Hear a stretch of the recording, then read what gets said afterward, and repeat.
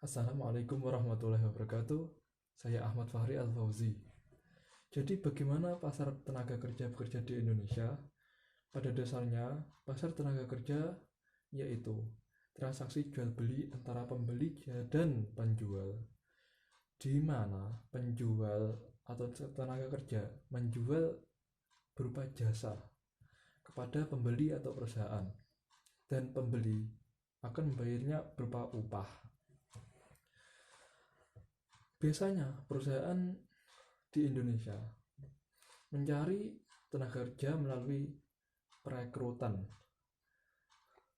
dan tenaga kerja menawarkan jasanya pada perusahaan dengan cara memberi lamaran pekerjaan kepada perusahaan tersebut. Setelah perusahaan menerima jasa tenaga kerja tadi, maka tenaga kerja memberikan jasa pada perusahaan dan perusahaan membayar berupa upah hasil kerjanya tadi. Dan kapan pasar tenaga kerja dikatakan seimbang? Jelaskan dan menggunakan kurva berikut ini. Nah, untuk menentukan kurvanya, kita harus menentukan dulu permintaan dan penawarannya. Permintaan ini berasal dari perusahaan. Apabila semakin tinggi upah yang diberikan atau nilai produksi marginal, maka kuantitas tenaga kerja akan menurun. Karena penawaran berasal dari tenaga kerja yang mau bekerja. Nah, semakin tinggi upah yang diberikan, maka semakin tinggi pula kuantitas tenaga kerjanya. Begitu sebaliknya, semakin rendah upah yang diberikan, maka semakin rendah juga kuantitas tenaga kerja. Nah, upah rata-rata apabila meningkat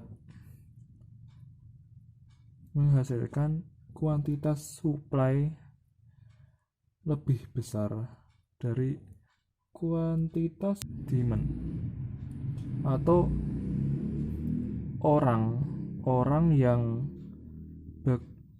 mau bekerja lebih besar dari orang yang butuh bekerja,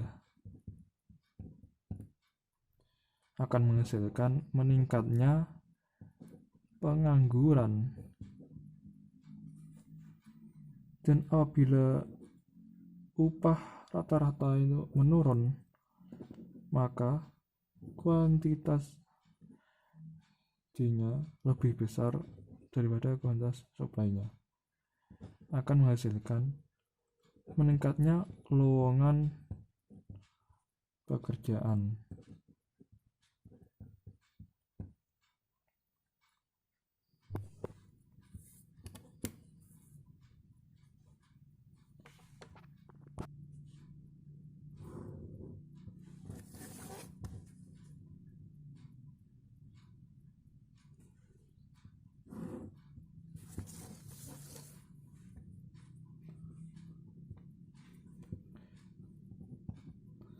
Ini adalah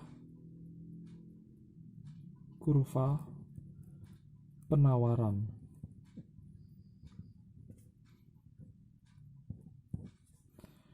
Dan yang ini adalah kurva permintaan.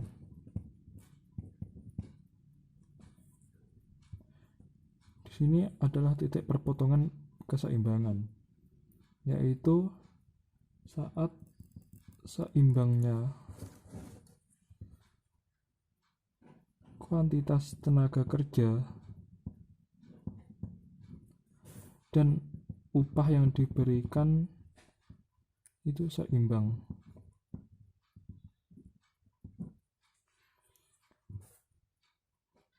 Seperti yang tadi, upah rata-rata meningkat akan menghasilkan pengangguran meningkat. Di sini letak pengangguran. Dan apabila upah rata-rata menurun, menghasilkan menaiknya lowongan pekerjaan. Dan tepatnya di sini.